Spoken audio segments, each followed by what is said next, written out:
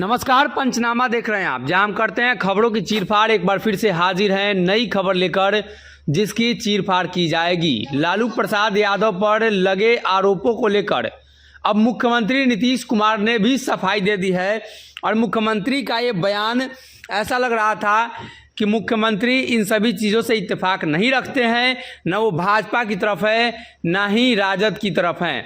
वहीं इस कार्यक्रम को लेकर, यानी 13-14 साल बाद ये जब कार्यक्रम चल रहा है, तो ललन सिंह की भूमिका काफ़ी अहम थी उस समय, लेकिन आज ललन सिंह ने साफ तौर पे बोलने से इनकार किया है और कहा है कि हमारे नेता ने जवाब दे दिया, तो अब हम क्या जवाब दें।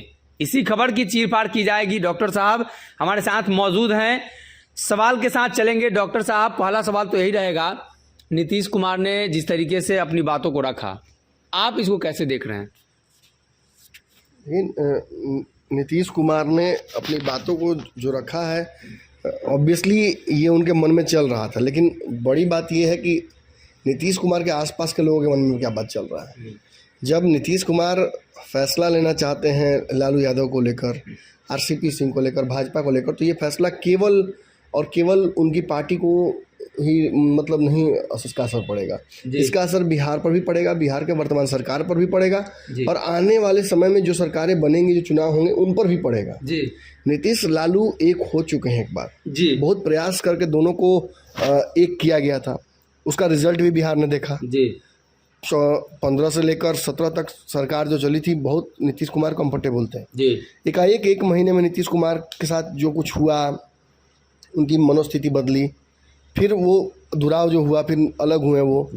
उसके बाद कई बार ऐसे कयास लगाए गए। आपको मैं बता दूं, एग्जैक्ट तो नहीं याद है मुझे, लेकिन कम से कम 6 ऐसी घटनाएं थी जिस वक्त लगा 17 से आज 22 के बीच में लगा कि नीतीश फिर से वापस लालू साथ चले जाएंगे, लेकिन अब तक नहीं गए हैं।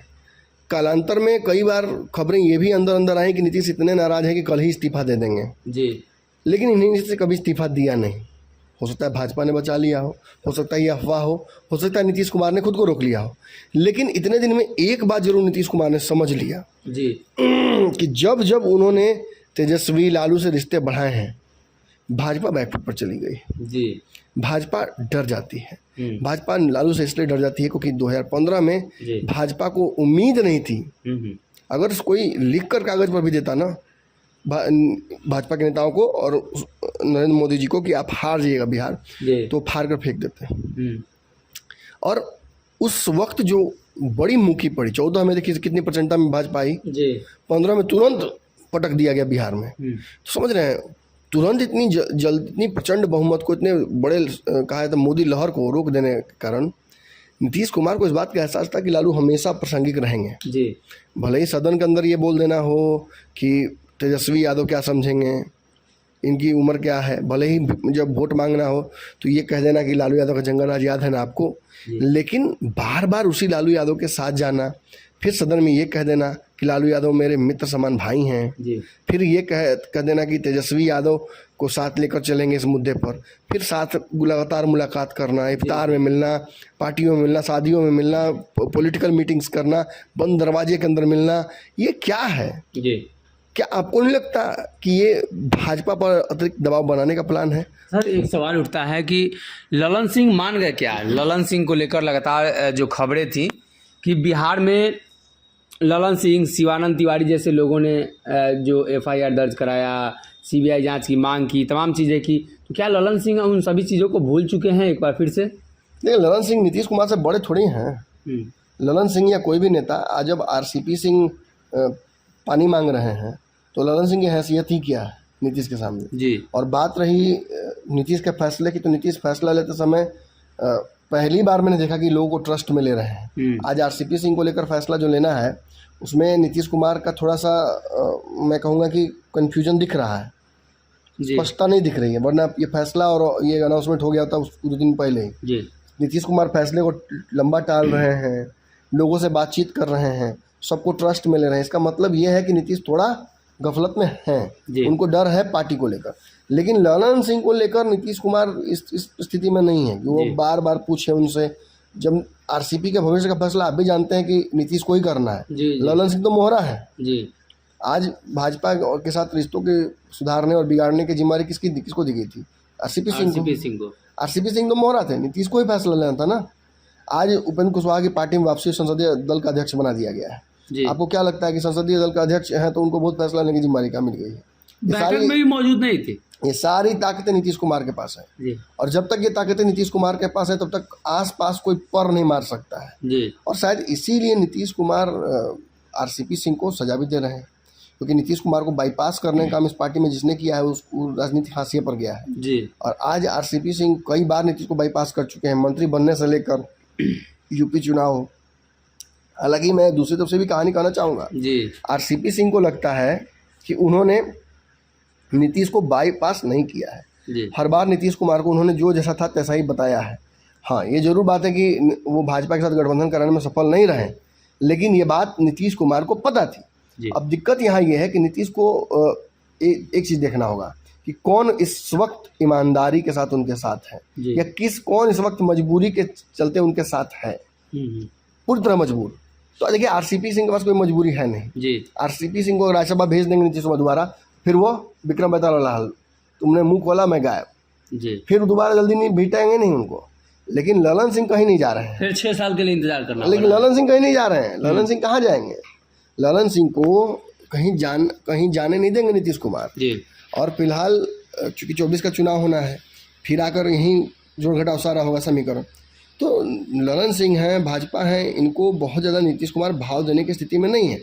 लेकिन एक बात आपने बिल्कुल सही कही कि ललन सिंह, और चूंकि ये चर्चा आम है कि तेजस्वी के साथ नीतीश कुमार चले जाए, लेकिन ललन सिंह रोक रहे हैं। ललन सिंह भाजपा से भी बहुत खुश नहीं है, लेकिन इसका मतलब ये है कि नहीं है कि वो कह रहे हैं कि आप जाकर तेजस्वी से मिल जाइए। उनको उसके पीछे कारण भी है। देखिए, एक तो पार्टी का जो कोर वोट बैंक है वो ललन सिंह का वोट बैंक नहीं है। ललन सिंह सवर्णों के वोट बैंक पर ही जीत कर आएंगे, ये उनको पता है।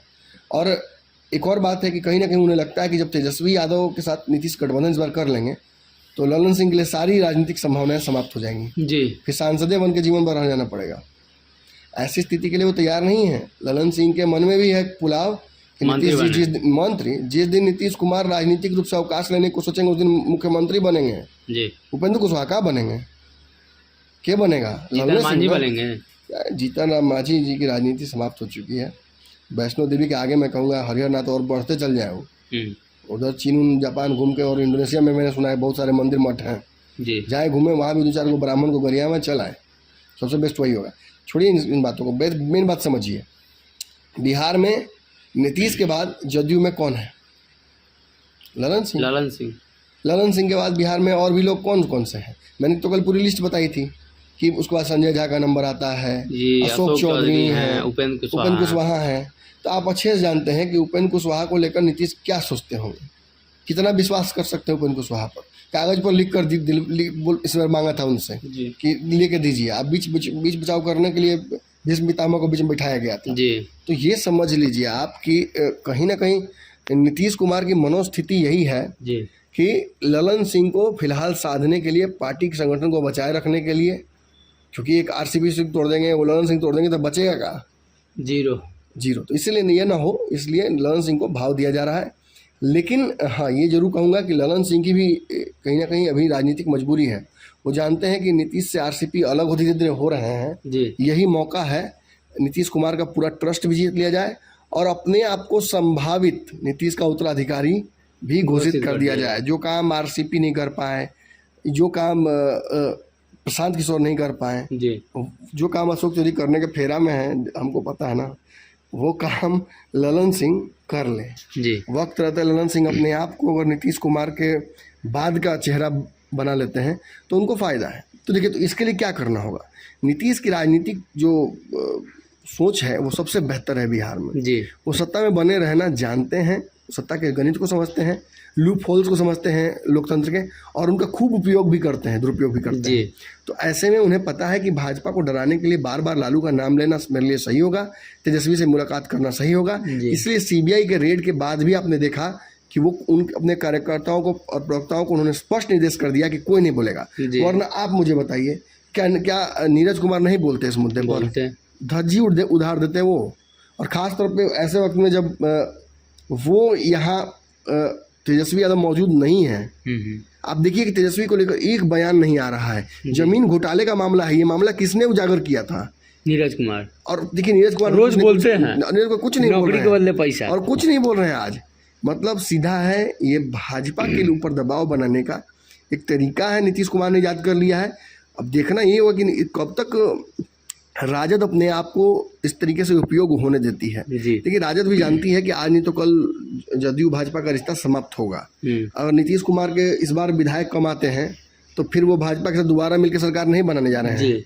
इस बार उन्हें आवश्यकता पड़ेगी उससे राजद की ही, और राजद इसी तैयारी में लगी हुई है कि वो सारे समाज का वोट बैंक अपने पाले में करें, और वक्त आने पर जैसे इस बार कुछ सीटों की कमी रह गई थी, ऐसी अगर आवश्यकता पड़े तो वो या तो वैकल्पिक व्यवस्था चिराग पासवान हो, मुकेश सहनी हो, अगर अलग लड़ते हैं तो, या नीतीश कुमार ही हो, इनको लेकर आगे बढ़े और सरकार बनाए, और भाजपा को मुख्य जो लड़ाई है वो भाजपा राजद के बीच हो जाए, ताकि राजद के लिए फायदेमंद है। मुख्य भाजपा अगर लड़ाई राजद की होगी तो राजद हमेशा जीतेगी। जी। और भाजपा भी यही चाहती है कि वो लड़ाई से नीतीश कुमार को एलिमिनेट कर दे, और एलिमिनेट ही नहीं कर ले, उनका वोट बैंक भी अपने पाले में करके तब एलिमिनेट करें।